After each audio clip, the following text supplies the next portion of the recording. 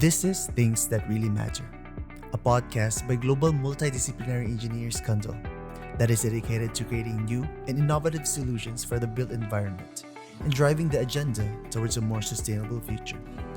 Join us as we discuss the challenges and changes that affect the built environment around the world with the brightest minds in our industry.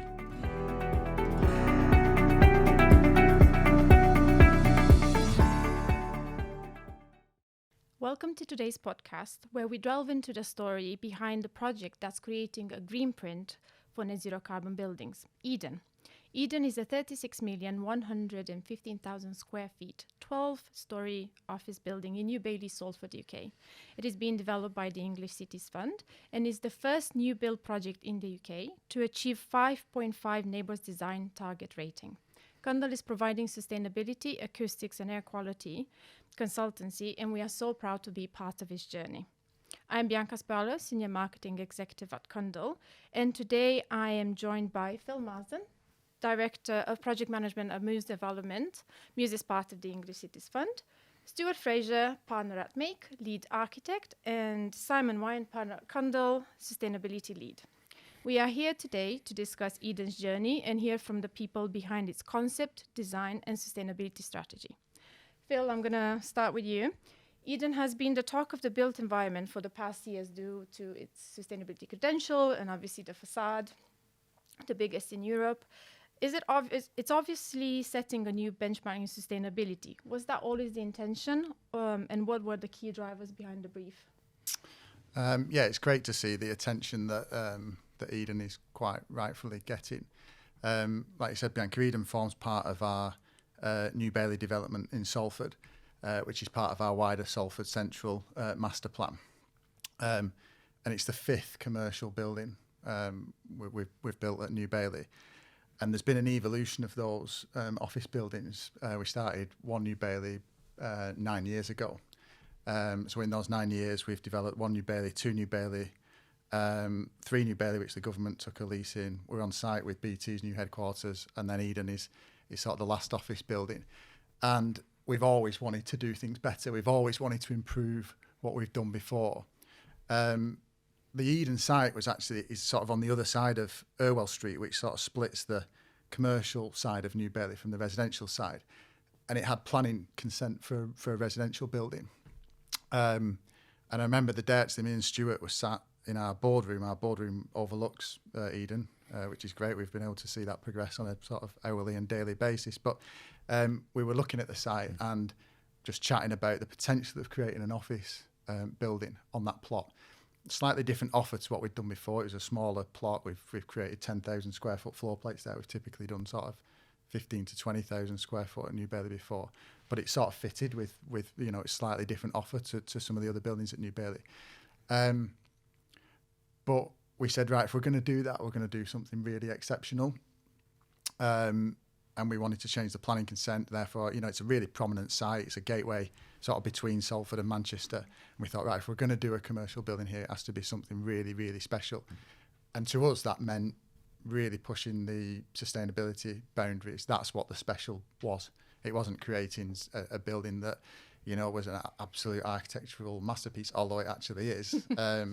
It was about creating a really, really sustainable building where people would want to work and would sort of, we could sort of see that this drive towards sustainable buildings was coming. It wasn't as dominant as it is now, but it was certainly on the way. So we set off with the vision, right, well, if we're going to do it, we're going to create the most sustainable building that we possibly can. So it actually was the vision before we'd even got planning consent for us, before it was, like I say, it was a residential building. So absolutely right from the outset, which has been so critical actually to the success of Eden. And we stuck with that vision. And this wasn't necessarily about carbon, although that was clearly a big part, but it was the holistic sustainability approach, and create a building where it'd be great for the people who own, work, most importantly, work in that building. And so it evolved from that point, really. And we're really, obviously, we'll come on to it in a bit more detail, but we're really proud of what we've achieved. Well, obviously, that's music to your ears, Simon, and us as a business. When you have a client that just wants to go for the most sustainable building, and we want to push for that as a business as well. It's great to work with people like that. So what were the biggest challenges and opportunity with such an aspirational brief from a design point stance? Yeah.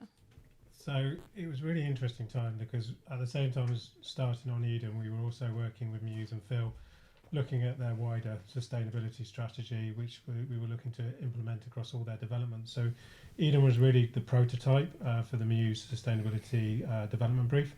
And at that time, I'd say the focus of the industry was really on well-being. That was the key focus of sustainability. With the WELL Building Standard, we delivered a number of the schemes in the UK that achieved that standard.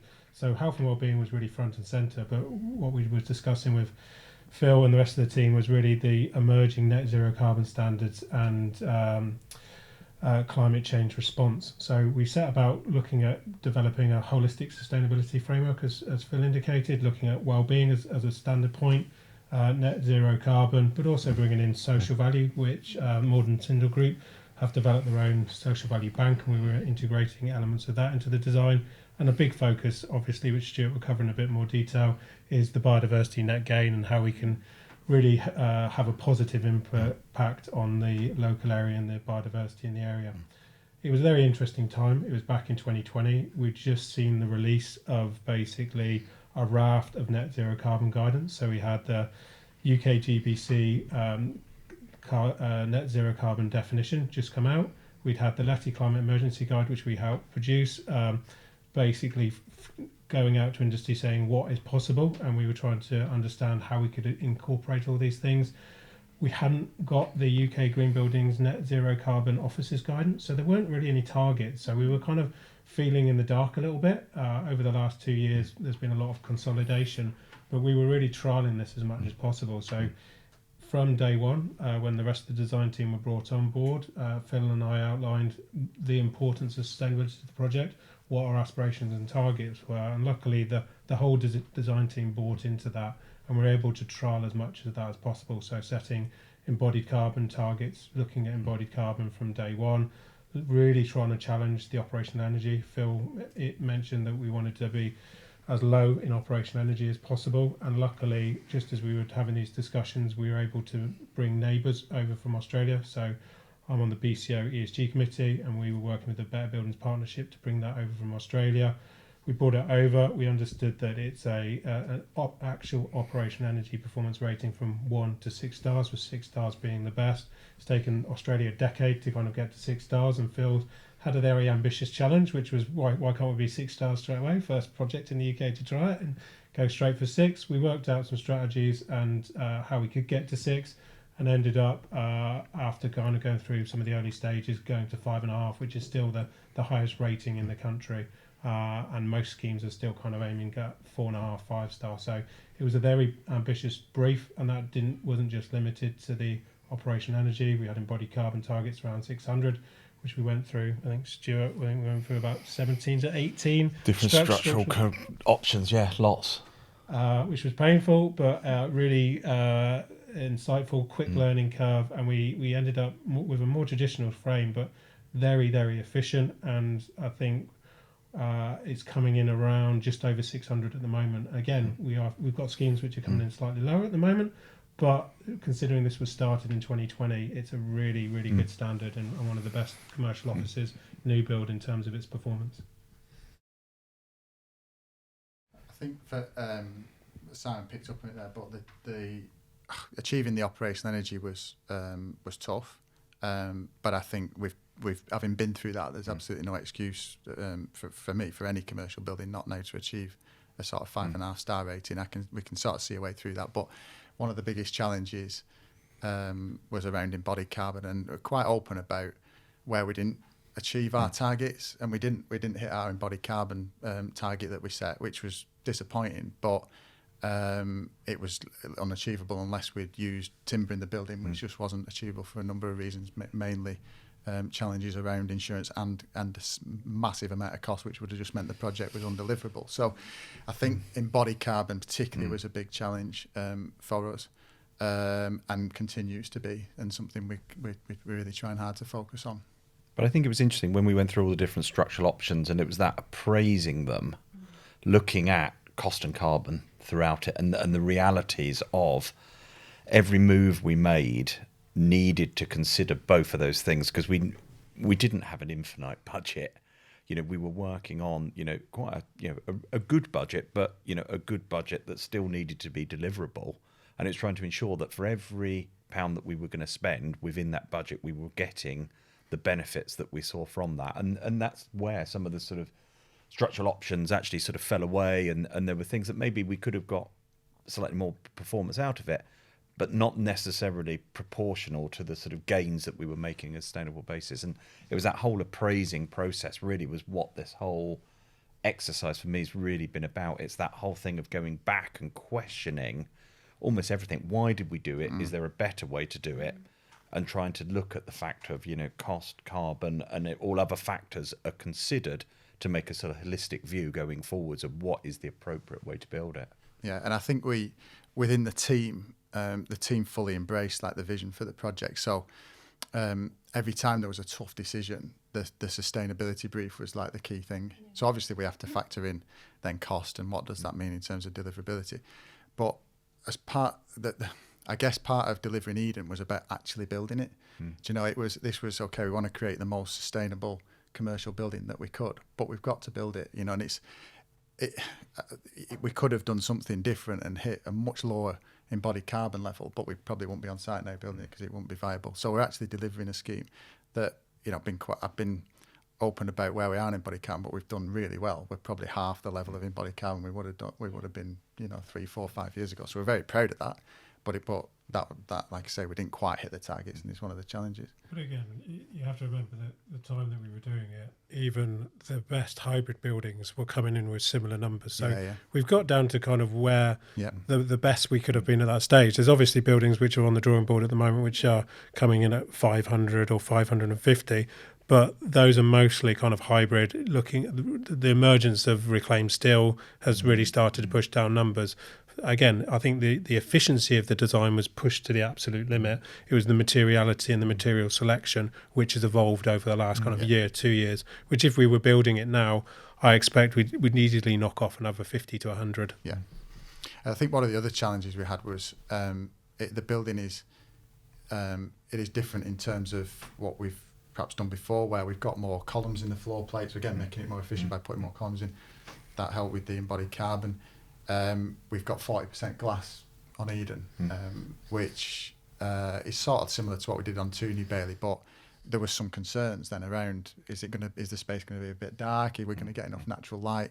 And actually it's not, it's fine, because Stuart and the team were really hard about putting those areas of glass in the right places, and it's absolutely fine. It's not a problem at all. But because this was the first time, those concerns weren't necessarily coming from us, but because this was the first time we'd done it, concerns were coming from some areas in the market about that. But there's absolutely no issues at all. There were, if you attend many of the events in the Northwest especially, a lot of time when you mention Eden, it's like, oh yeah, let's see how it is. If it actually is going to get 5.5. It's always like that, and we'll see how the facade works. And you sit there from a perspective, because I know what we're doing, and so it's like, yeah, it's gonna happen. Don't worry, it's gonna happen. Don't you worry. It's an issue with it. Like I follow stuff I probably shouldn't, but look on Skyscraper City on the forum there, and I went back the other day and looked at like the first few pages. Pretty sad, but I went back and looked at the first few pages of Skyscraper City, and it was like, they'll never do that. Or that living wall will be replaced with plastic plants. It'll never get built. And then you've seen the comments sort of change as we've delivered the building, and people are now like they've actually done it. Yeah. It's been really interesting to see the shift of the sort of critical stuff to, and now it's like, wow, they've actually done it, and it looks amazing. How did you approach the wall, the plant facade? Well, I think in terms of, How did the idea come about? Well, we had there was a whole host of things, as we were saying, we were testing lots and lots of bits, trying to reappraise it. But I suppose probably as an architect, the biggest thing that we can impact on all of this is that building envelope.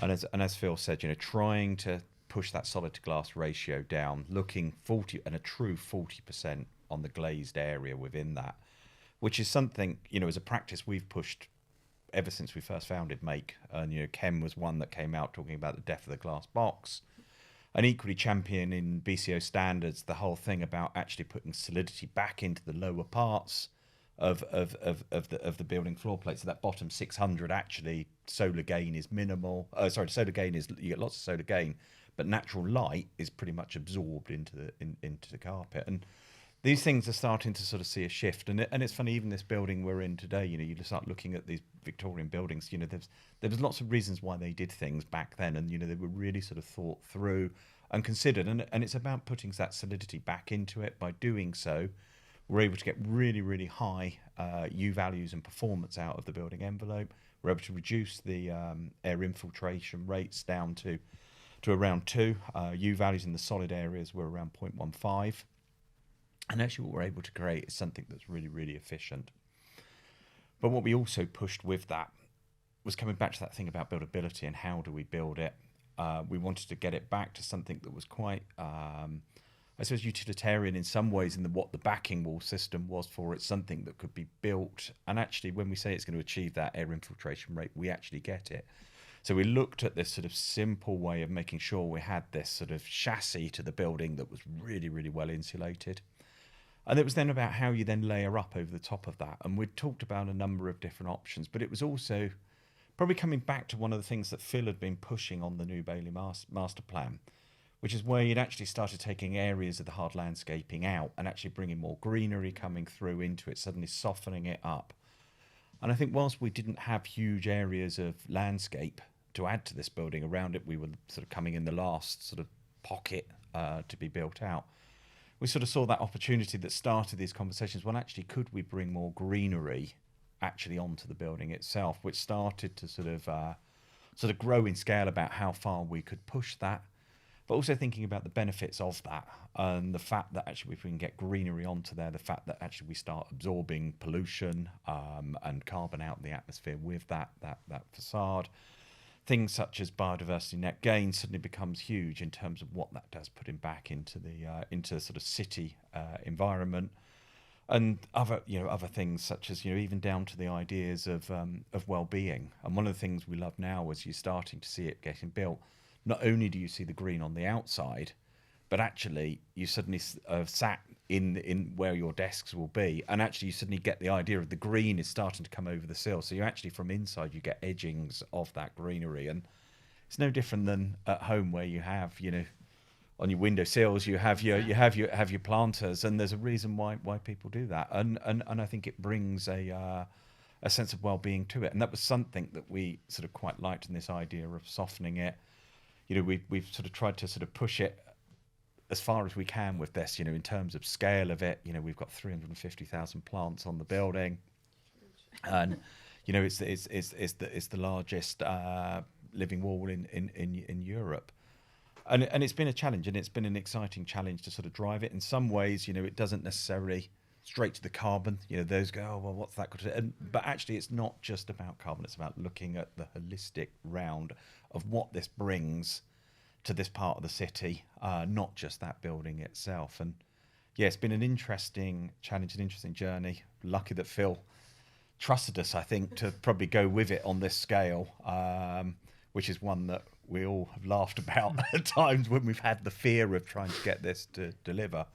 But I think it's been another part to this sort of layering, and I think there are so many pieces to this building that add to it. Whether it is about this facade chassis underneath that's so efficient, we've got the biodiversity that we're gaining on the outside of it, but even things such as natural light inside, where we slid the cores to the outside edges to try and free up the site to develop it. It means we've got natural light into the everyday stairs that come through it. When you're in the lift lobbies, you've got views out of the sort of wings that bring natural light, glimpses of the greenery, which I think just bring another level of sort of user experience, but still always comes back to there is a benefit in there that becomes part of our overall strategy. Well, it's just driving home that well-being strategy, which was, again, we didn't follow full certification, but we applied as many of the principles as possible, and that was integrated from day one. Every brief, it was what's this going to do to well-being? What's this going to do to carbon? How do we get the transitional scares, improve the quality of that, and really drive that home? Just when you were talking about the facade, it reminded me one of the funniest, the best workshops we had was Phil mentioned it earlier, where decisions went back to the sustainability brief. I remember being in a meeting where we set the U-value requirements to the facade consultants, and we didn't just set a solid and glaze. We had an overall performance requirement, and they said, "Oh, we can't achieve that. It's too difficult with the facade systems we've got." And we said, "Well, that's the target. You have to achieve it." And Phil just turned around and said, "Yep, get on with it. Go away and redesign it." And that was the approach we had on everything, and that kind of opened up the door to something different, which is where we ended up, and what we've ended up with is just amazing. I think that's a key lesson, really, is there's always like an easy option when something looks a bit difficult, and actually the team embraced that and was like, no, actually we find a way to do it, which is then I think the living wall is it looks amazing. I think most people absolutely love it now, and the amount of attention it's getting is because, like I say, our boardroom looks over the building, and we just see people stopping, taking photographs and looking at it. It's fantastic. And the other day I was doing the same. I was stood outside taking a photograph, and a car pulled up, and a lady wound the window down and said, "Oh, not wound, it's electric windows," isn't she? But she said, "Isn't it beautiful?" And I thought, oh, she's not talking about me. I don't think she's talking about Eden. And it's that I don't think anyone's ever said that to me personally. About a building, It was, but I just thought, what a great reaction. Yeah. And it's a nice way to end Eden as well, because each of the buildings in New Bailey, to kind of finish up the whole project in New Bailey, it's nice all of them have their own identity, because the New Bailey's got that beautiful interweaved brick facade, and then you're going to the diagrid one with 4 New Bailey, and then you get that transition, you go back to the green one, so it's quite nice. It's always been a thing for us at New Bailey, is that we didn't want to create buildings that were just steel and glass. They all had their own, and Stuart's been involved with 3 of the buildings at New Bailey now, so Stuart takes a lot of credit there, quite rightly. So, But I think it's an evolution. I think what's interesting, you see through each of those pieces, there's an evolution, definitely, which I think resonates all the way through your business in recent years of where you've come to, and the direction that you're now heading into as a sort of leading developer, champion placemaking, which is inherent in all of these schemes. Yeah, we were lucky to be part of 3 of them as well. 4 now at Eden. Absolutely.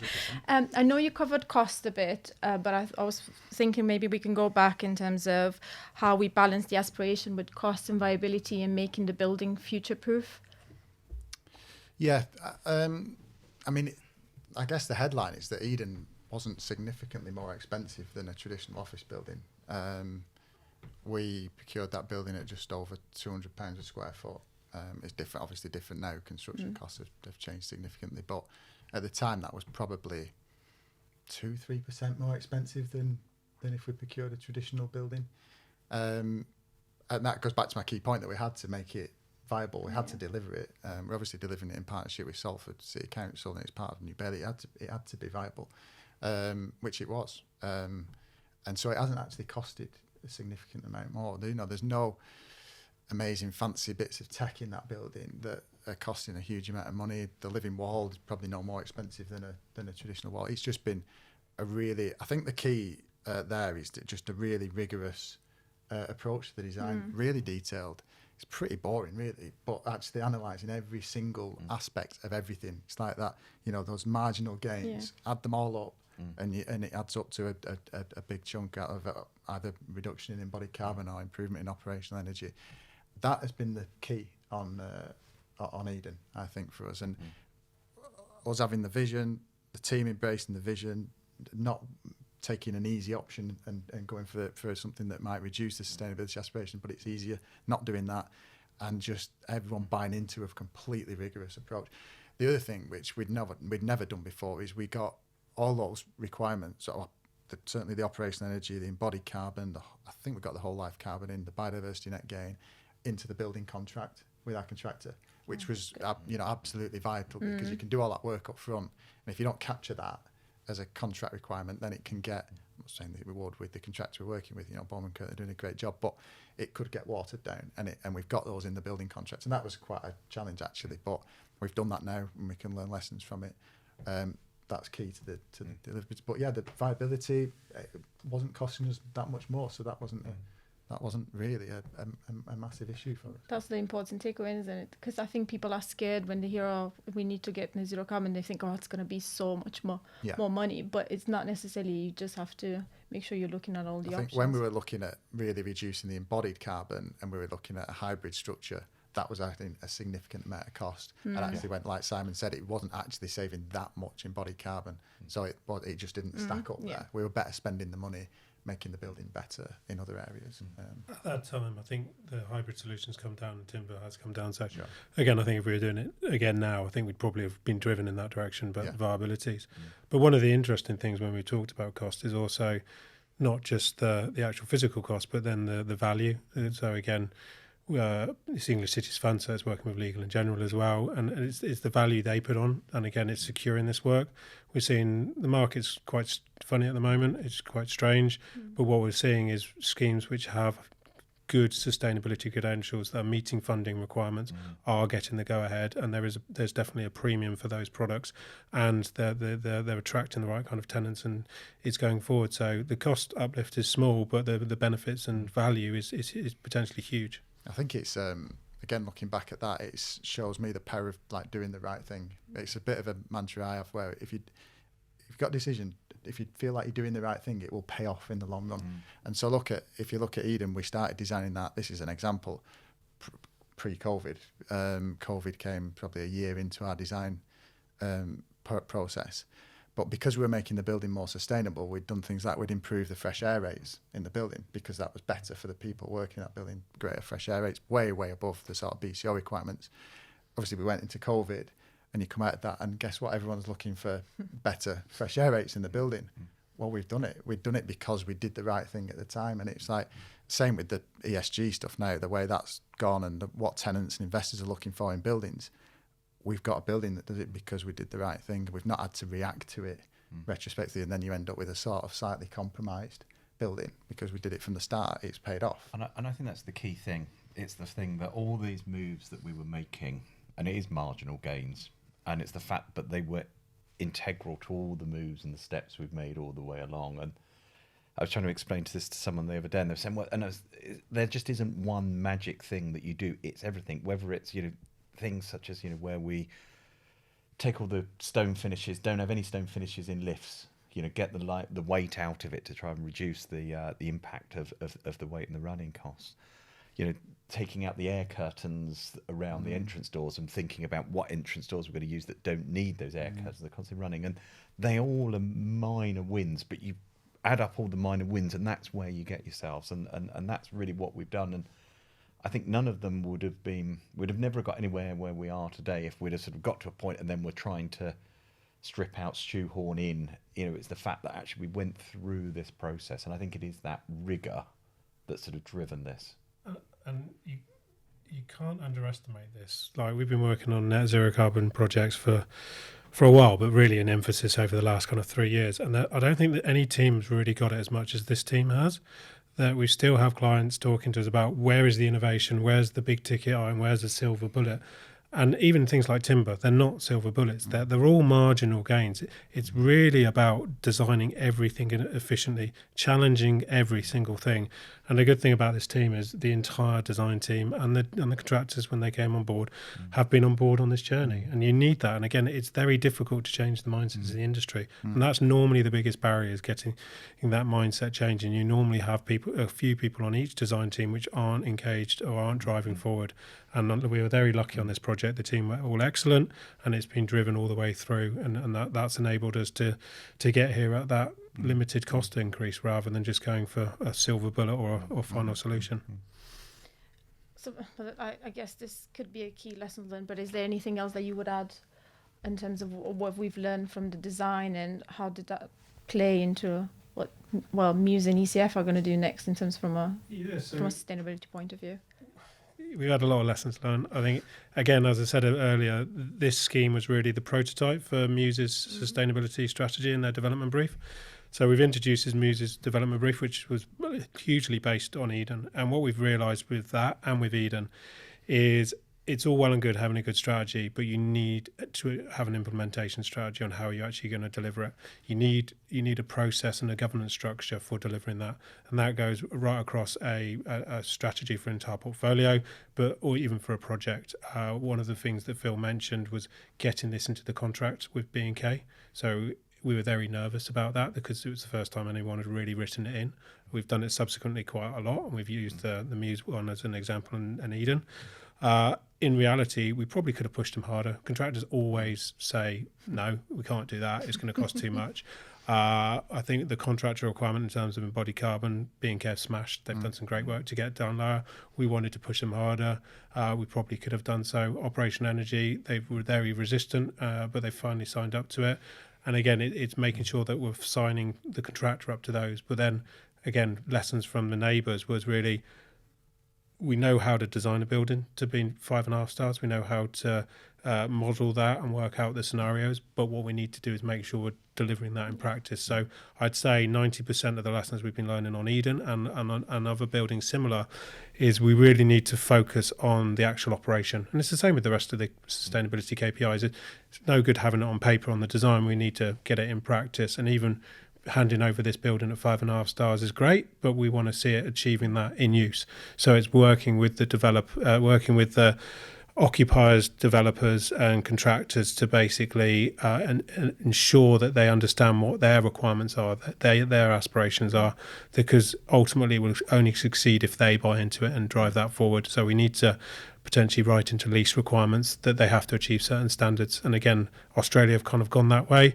The UK is very reluctant to go that way. I think over the next year or so, we're going to see more lease requirements. I think we're already starting to see them in terms of data share, but they're going to be requirements for the landlord and the occupier to achieve certain performance ratings. That's timely because Neighbours has introduced the tenant Neighbours, hasn't they? And the whole building. Launched a couple of last month. It's been useful. I think if we'd had that probably a few months ago. It's like everything in Eden. We kind of did it all on our own. The market's kind of followed behind. But luckily, we're roughly on trend on 99% of it, I think. But yeah, gone on our own way a little bit here. Talking about tenants, what do the tenants think about the building, Stuart? Well, I think the feedback has been very, very positive. I think the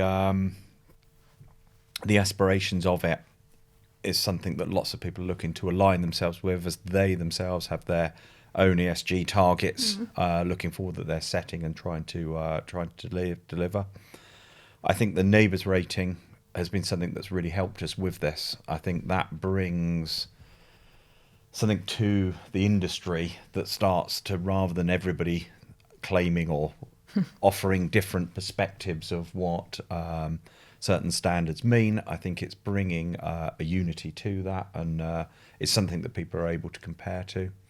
I think it's also helping us, I think in some extent, when people are talking about where does that sit in the future, and I think that also helps having a sort of benchmark that we're hitting very high on in terms of sort of future-proofing of that project. You know, we haven't just designed to something that's meeting today. This is trying to look and do as best as we can and looking to the future with it as well.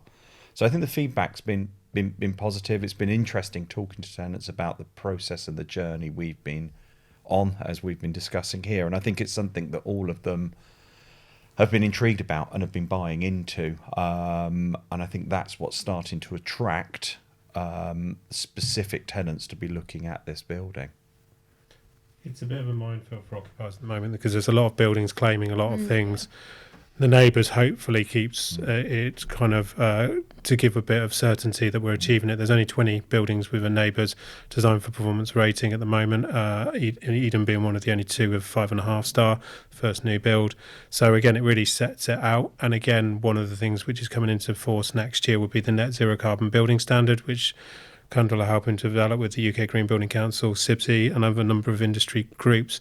And again, the aim will hopefully be to get Eden certified to that net zero carbon building standard if we can. So again, it's having that certification, third-party accreditation that stops the amount of greenwashing we're seeing in the industry. Again, a lot of that greenwashing isn't on purpose. People are making claims because there's a disconnect between all the definitions, but again, those are being unified. And again, we designed this 3 years ago, and I think it's meeting or nearly meeting pretty much all the standards. We need to compare it against the new TNFD for biodiversity, which came out of the biodiversity COP. Again, I think we're smashing all those targets, and that wasn't on the agenda when we were discussing this 3 years ago. So I think the future-proofing of the scheme has been amazing, and is still meeting the highest standards, even though the design was done 3 years ago. So before we close this, now that you're setting up kind of a greenprint, as I like to say, with Eden, what's next for ECF? Really exciting times for both ECF and Muse. Actually, ECF, as the fund has just expanded in the north. We've just been successful on the Stockport 8 project in Stockport, which is a residential-led scheme, which is a fantastic project in Stockport Town Centre. In Salford, we continue our partnership with Salford City Council and the University of Salford in Salford Crescent, which is a phenomenal scheme, sort of extends Salford Central through to the university. Again, both Simon and Stuart involved in the master planning of that project, 3,000 homes in their new innovation zone, massive changes in infrastructure with a huge focus on sustainable transport. We've got St Helens Town Centre, which is another fantastic scheme. And again, going back to that, always doing the right thing, we're trying to constantly get better at what we do. So in St Helens, for example, we've got an office there where we've taken what we've done on Eden and we're trying to really push that on to the next stage. So that's, again, it'd be great if we could do a NABARS 6-star building. I don't know if St Helens is the one, brilliant, but we're looking at a full timber frame there to significantly reduce the embodied carbon. So constantly looking to do things better, learning lessons. We're looking to standardise our designs to an extent. I think that's a key part of our strategy in making things better.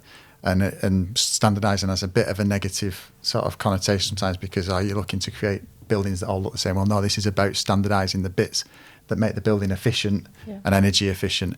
And then you have, say, 20% left. So I've got this sort of 80-20 rule in my mind where I want to get to 80% is standardised and 20% is the bit where you spend all your time and effort making the building really special. So that's part of the Muse and DCF strategy about moving forward with design. So yeah, all really exciting times. Like I said, constantly looking to improve what we do and make our buildings and places better constantly. It's really refreshing to hear when developers are thinking like that, because I don't think there's that many at the moment that are thinking, and you guys are definitely pushing the boundaries of built environment, how we design. Yeah, I mean, we've seen on sorry, I know this is Eden focused, but we obviously do quite a lot of residential development, and we're just like Eden. We're developing a residential building that's pushing the boundaries called Greenhouse on Chapel Street in Salford. It's part of Salford Central Development, again, in partnership with the City Council and Salix, who funded that building. Yeah. And there's I think it's approximately 100 affordable but fully passive house certified homes there, and it's the only. There's not many examples of fully passive house certified apartments. The lessons we're learning from that. I mean, you could do another full podcast on that. It's phenomenal for us. What's the next one? Build it up to the future home standard and how that is integrated. So huge focus equally on the residential side as there is on the commercial. Yeah, because I think residential is a bit behind when it comes to zero carbon design. The push is massively from the workplace sector. It's harder. It's harder. And there is a cost premium attached to delivering residential to net zero in operation and passive house standards that isn't the same as on the commercial side. There is a cost premium, but it's what people want and people need, and therefore there is a way to deliver it. So that's a really exciting part of Muse and ECF sort of. That's good. Anything that you guys want to add before we wrap up, or? No, nothing from me, I don't think. No, thank you for having us. Thanks for joining me. If you want to know more about Eden and how Cundall can help you to get net zero carbon buildings, go on our website. Thank you. Thank you. Thank you.